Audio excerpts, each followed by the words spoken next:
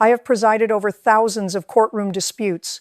I have seen the wealthy attempt to crush the vulnerable, neighbors tear each other apart over petty grievances, and families destroy themselves over money. But certain cases stay with you forever because they serve as a stark reminder of a fundamental truth. Poverty is merely a circumstance, but cruelty is a deliberate choice. I still vividly remember the morning a woman named Karen walked into my courtroom. She was draped in expensive designer clothing, dripping with heavy gold jewelry, and wore a smug, entitled smile that suggested she believed she had already won the case before uttering a single word. Sitting across the aisle from her was Sarah, a recently homeless mother holding the tiny hand of her 6-year-old son. Sarah's clothes were threadbare, but meticulously clean. She owned almost nothing in this world. Yet, by the end of that afternoon's hearing, she wielded the only weapon that truly matters inside my courtroom, the undeniable truth. And believe me, when Karen finally realized that the worn, battered backpack she had so openly mocked contained the exact evidence that would destroy her entire life, the suffocating silence inside that courtroom became absolutely unforgettable. Before we dive deeper into how this spectacular collapse of privilege unfolded, make sure you have subscribed to this channel for more powerful courtroom stories just like this one. And if you haven't subscribed yet, do it now. Also, comment below and tell us where you are watching this video from. Now, let me take you back to where this dispute truly began. The plaintiff, Karen, was 48 years old, radiating an aura of untouchable wealth. Her pristine Chanel handbag was placed deliberately on the table for everyone to see. She claimed that Sarah, who had been pushing a rusty shopping cart containing her few worldly possessions, had intentionally and maliciously scratched the side of Karen's custom-painted luxury SUV in a grocery store parking lot. Karen was aggressively demanding over $15,000 in immediate damages. Interesting. Very interesting. Years on the bench teach you something highly specific. When an exorbitant amount of money is demanded from a person who clearly possesses none, the actual motive is rarely justice. The motive is almost always humiliation. I asked Karen to state her case. She stood up immediately, puffing out her chest. Confident, very confident. Your Honor, this vagrant was careless. She doesn't even have a home. How can she possibly respect someone else's expensive property?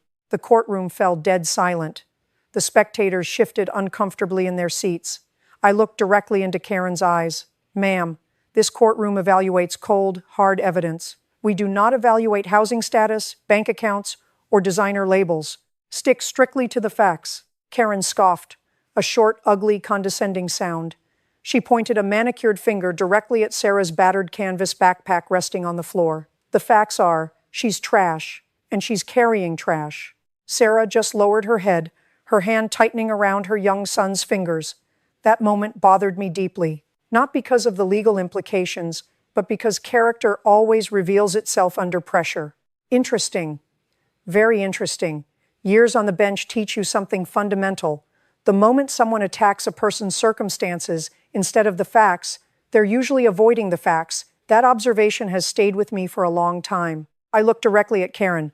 Miss Vance, this courtroom evaluates evidence. Not wealth, not clothing, not housing status. Evidence. Karen forced a smile, but I noticed something immediately. It wasn't confidence anymore. It was irritation. Interesting. Very interesting. Then I turned towards Sarah. She spoke quietly, never interrupting, never raising her voice. She explained that after leaving a deeply abusive marriage, she and her son had been living in a family shelter for nearly 4 months. She worked 2 part-time jobs, saved every single dollar she could, and hoped to rent a small apartment before the end of the year. The courtroom remained completely silent. Then, Karen laughed. Actually laughed. That caught my attention immediately. Years on the bench teach you to be patient when someone laughs at another person's genuine hardship. It often reveals far more than their testimony ever could. Karen looked directly at Sarah and said, "Maybe if you spent less time making excuses and more time finding a real job, you wouldn't be homeless." The room froze, dead silence. Sarah lowered her head. Her son squeezed her hand tighter. And honestly, that moment bothered me, not because it affected the legal issues at hand, but because it revealed true character. Character matters not when determining wealth, but when assessing credibility. Interesting. Very interesting. I asked Karen to remain strictly focused on the accident. She reluctantly agreed. Then she presented photographs of her luxury SUV, Large scratches, a severely cracked bumper, significant paint damage, everything appeared serious, very serious, at first glance. Then, Sarah quietly reached into her worn canvas backpack. Not a briefcase, not an expensive leather folder. An old backpack with a broken zipper. She carefully removed a small envelope. Interesting. Very interesting. Karen immediately smirked. Oh, this should be good. The spectators exchanged uncomfortable looks. Years on the bench teach you something deeply important. Never underestimate evidence simply because of the envelope it arrives in. Truth does not care how expensive the packaging is. I accepted the envelope. Inside were several printed photographs. Simple, ordinary, nothing flashy. I reviewed the first one, then the second, then the third. And suddenly, something about Karen's entire story completely stopped making sense. Very little made sense anymore. Interesting. Very interesting. I looked toward Karen. She noticed my expression immediately. For the first time that morning, her entitled smile disappeared. Because one of the photographs inside Sarah's old envelope appeared to show Karen's luxury SUV several weeks before the alleged accident, and the damage looked almost identical. The moment I compared Sarah Jenkins's photographs with Karen Vance's damage claims, I stopped listening to the arguments. Not because the arguments were unimportant, but because the photographs were very important. Years on the bench teach you that cameras rarely have emotions. People do. That is why I often trust photographs far more than confident speeches. The courtroom remained perfectly silent. Karen watched me carefully. Sarah sat quietly beside her son. The spectators leaned forward. Everyone sensed the hearing had just fundamentally shifted. I reviewed the first photograph again, then another. Interesting. Very interesting. Each image clearly showed Karen's luxury SUV parked outside a shopping center. The digital date stamp immediately caught my attention. Exactly 3 weeks before the alleged accident with Sarah. That observation mattered a lot. I looked directly toward Karen. Miss Vance, I said, cutting through the silence. Have you ever seen these photographs before? A long pause followed. Then, a quiet no. Interesting. Very interesting. Her answer came much slower than her earlier ones. The manufactured confidence was evaporating. I examined the bumper in the photograph carefully. The scratches appeared remarkably similar to the ones she was suing for today.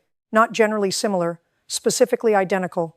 The exact same location, the same jagged pattern, the exact same severe crack near the lower right corner. Now I wanted to know where these photographs came from. I turned back toward Sarah. Miss Jenkins, how did you obtain these? Sarah hesitated. Years on the bench teach you that honest people sometimes hesitate because they are nervous. Dishonest people often hesitate because they are calculating. Sarah looked genuinely nervous. Not calculating. That distinction mattered enormously. She explained quietly. 3 weeks before she sued me, I was working a temporary evening shift, collecting recycling near that shopping center. I saw another car back into her SUV and drive away. I took pictures because I thought the owner might need a witness. The courtroom became completely silent. Dead silence. I looked toward Karen. She immediately shifted in her chair, crossing her arms defensively. Years on the bench teach you that body language changes long before testimony does. Karen's body language was changing rapidly. I asked Karen a simple question. Were you involved in an earlier parking lot accident? Another agonizing pause followed. Then, yes. Interesting. Very interesting. The spectators exchanged stunned looks because that crucial fact had never appeared in Karen's official complaint. Not once. I continued. Why wasn't that disclosed? Karen immediately answered. Because it wasn't relevant. Interesting answer. Very interesting. Because if the earlier accident involved the exact same damaged bumper she was trying to force a homeless mother to pay for, it was extraordinarily relevant. Her web of lies was breaking. I meant someone gave me some advice about it, Karen stammered, her voice suddenly much higher. The spectators noticed the shift immediately. Her confident narrative was beginning to fracture. I mentally corrected myself. This wasn't Karen's case anymore. This was Sarah's. Years on the bench teach you to stay intensely focused on the shifting dynamics of power because details matter. Sarah quietly raised her hand. Your Honor, there is something else. Interesting. Very interesting. I nodded for her to continue. Sarah removed one final photograph from her worn notebook. Unlike the others, this specific image showed Karen standing right beside her SUV immediately after the earlier collision in the recycling center parking lot. Interesting. Very interesting. Karen wasn't alone in the photo. She was speaking animatedly with the other driver. Both individuals were pointing directly at the damaged bumper. The digital timestamp matched the earlier photos perfectly. The room became impossibly silent. I looked carefully at Karen's face in the photograph, then back toward the woman sitting rigidly in front of me. No mistake. Same person, same vehicle, same damage. Then I noticed something extraordinary. In the photograph, Karen was holding paperwork, insurance paperwork. Interesting, very interesting. I looked directly toward her. Miss Vance, did you file an insurance claim after this earlier accident? Karen froze completely, not simply nervous, frozen. That stark reaction told me absolutely everything I needed to know. Years on the bench teach you that sometimes the most revealing answer is no answer at all. I asked again, my voice hardening. Did you? A painful pause, then another. Finally, yes. The courtroom erupted into whispers. The court officer immediately called for order, banging the gavel. Because now another profound question became unavoidable. If Karen had already filed an official insurance claim for the exact same damaged bumper, why was she maliciously asking a homeless mother to pay for it again? Interesting. Very interesting. I formally requested the insurance file. Karen immediately objected, panic-lacing her words. Your Honor, this has absolutely nothing to do with today's case. Interesting. Very interesting. It had everything to do with today's case. And judging by the panicked expression on Karen's face, she already knew exactly what that insurance file would reveal. Because if my instincts were correct, the claim she filed after the first accident described damage almost identical to the damage she was currently blaming on Sarah. And if that proved true, her entire fabricated lawsuit was about to spectacularly collapse. The moment Karen essentially objected to the insurance records, I became significantly more interested in seeing them. Years on the bench teach you an enduring truth. People rarely fight passionately to keep harmless documents out of evidence. They fight viciously over documents that tell uncomfortable stories. The courtroom remained perfectly silent. Sarah sat quietly beside her young son, her dignity intact. Karen stared straight ahead, her jaw clenched tight. The spectators leaned forward collectively.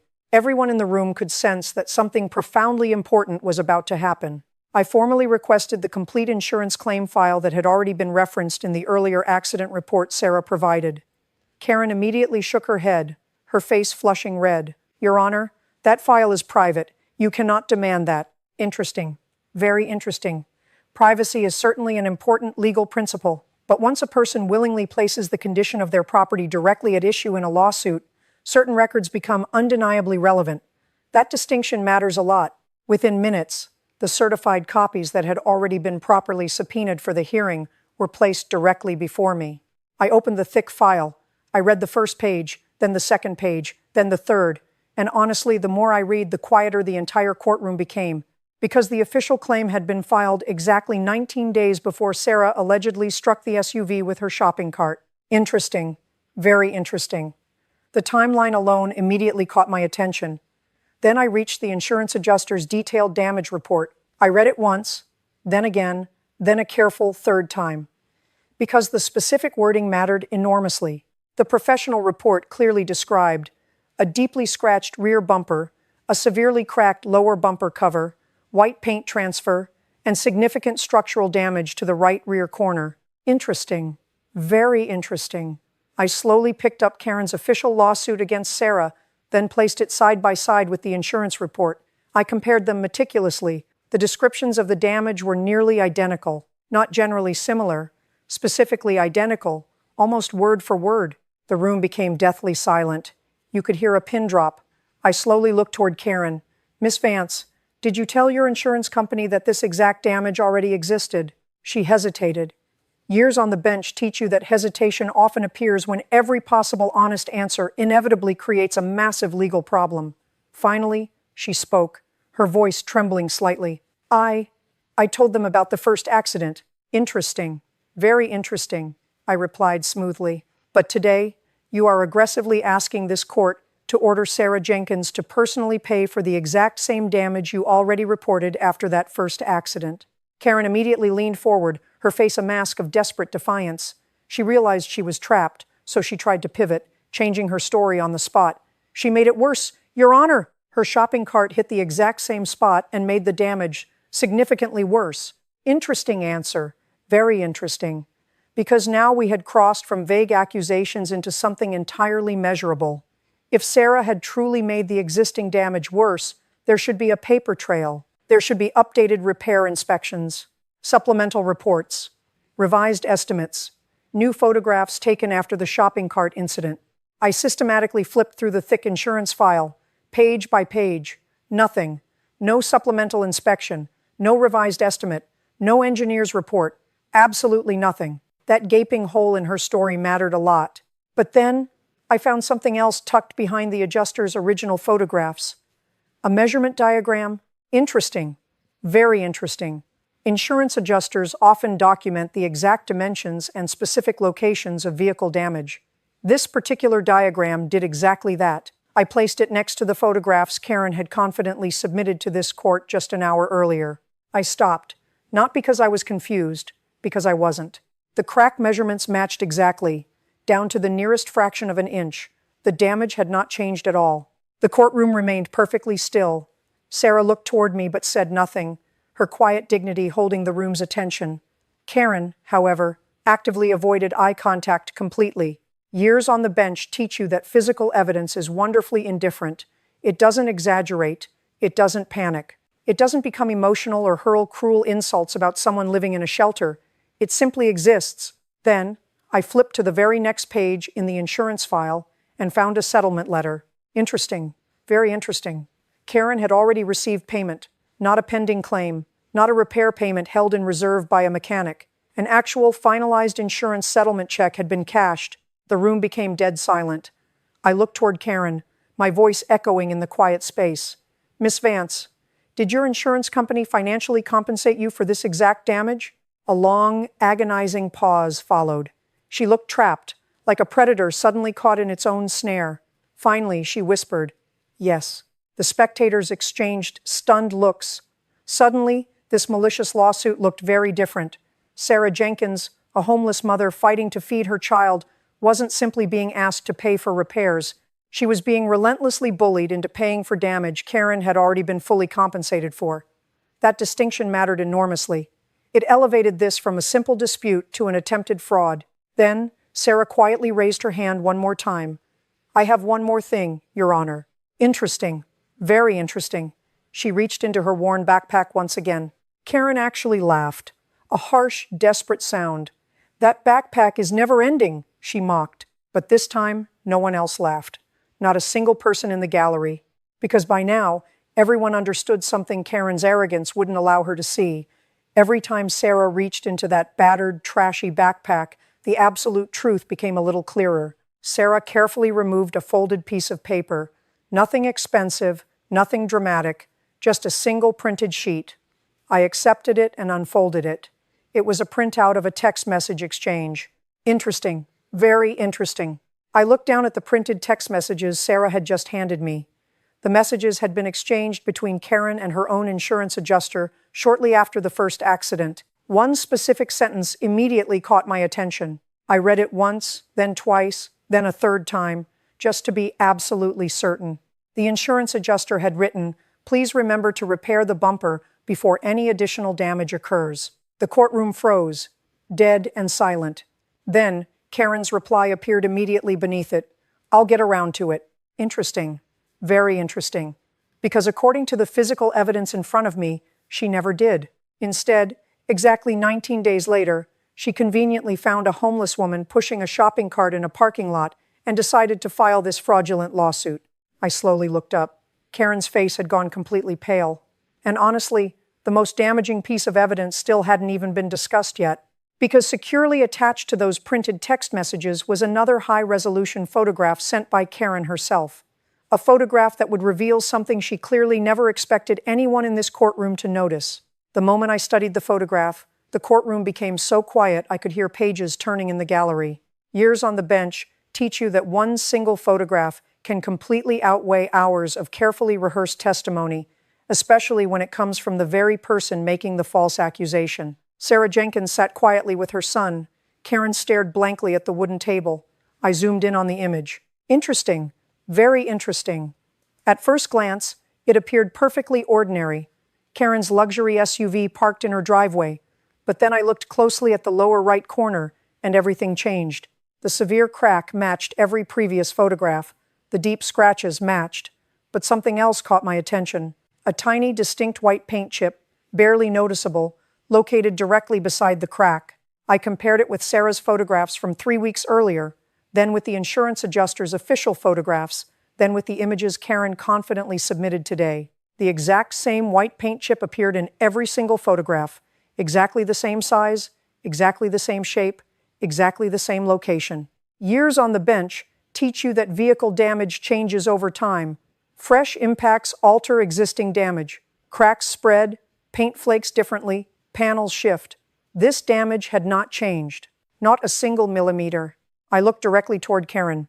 Miss Vance, can you explain why this exact, fragile paint chip appears completely undisturbed in photographs taken weeks before your alleged accident with Miss Jenkins? A long, suffocating silence followed. Then she stuttered, I don't know. Interesting. Very interesting. Because earlier this morning, Karen had a loud, arrogant explanation for everything. Now, she had absolutely none. That observation mattered a lot. I noticed Sarah's son looking up at his mother. He smiled for the very first time that morning. A small, tentative smile, but a profoundly genuine one. Honestly, that innocent smile stayed with me far longer than the eventual verdict ever did. Then, I turned my attention back to Karen. My voice was completely devoid of sympathy. The evidence presented in this courtroom today may also be highly relevant to other, more serious proceedings outside this courtroom. What happens there is not for me to decide. I didn't need to say another word. Karen understood exactly what I meant. The insurance fraud investigation was almost certainly already underway. That matter would take its own inevitable course, and it wouldn't end with a simple dismissal. As people began gathering their papers and the court officer moved to call the next case, Sarah quietly placed the old canvas backpack over her shoulder. The exact same backpack Karen had laughed at. The exact same backpack Karen had cruelly called trash. Interesting. Very interesting.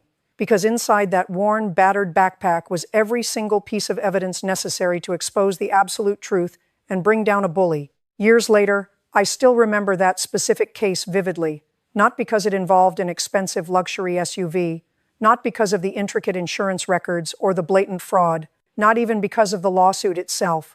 I remember it because of one defining moment. The moment Karen Vance looked at a homeless mother and decided that poverty made her less believable, less human, and an easy target. She couldn't have been more catastrophically wrong. Years on the bench have taught me something I profoundly hope every single person remembers. Expensive clothes cannot buy credibility. Luxury cars cannot purchase honesty. A designer handbag cannot replace basic integrity. But careful records, truthful testimony, and quiet, unyielding dignity, those things are priceless. Karen attempted to humiliate a homeless mother in open court because she arrogantly believed the jury of public opinion would judge superficial appearances instead of hard facts. Instead, the hard facts judged her. And by the time that hearing finally ended, the woman Karen had so viciously mocked for carrying an old backpack walked out with her dignity entirely intact. Karen walked out with something far heavier than a simple financial loss. She walked out knowing that every cruel insult she had used against Sarah had only served to reveal the glaring weakness of her own case and the ugliness of her own character. Because in every single courtroom I have ever served in, one absolute rule has never changed. Truth doesn't care how rich you are. Truth doesn't care where you sleep at night. And truth never asks whether you're wearing a bespoke designer suit or carrying a worn-out backpack. It simply waits, patiently, until someone is finally willing to listen.